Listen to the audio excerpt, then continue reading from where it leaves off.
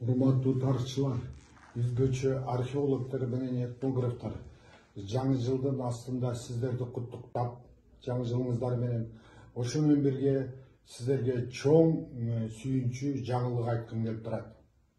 Себеп дегенде, Кыргыз өкмөтү 2-3 күн мурун Кыргыз Республикасынын президентинин жарлыгы менен чыккан Көне тарых сырлары деген проект менен Кыргызстандын тарыхын изилдөө максаты коюлган.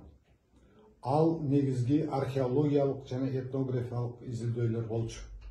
Мына ушул изилдөөлөргө Кыргыз өкмөтү чоң каражат бөлүп жатат. Акыркы 30 жылдын ичинде мындай каражат эч бөлүнгөн эмес. Мен ойлойм, археологдор менен этнографтар, сиздер ушул бөлүнгөн каражатты эмдиги жылы жана ошондой эле 5 жылдын ичинде жакшынакай изилдеп, жакшы ийгиликтерге жеткирген терең ишеничтемин.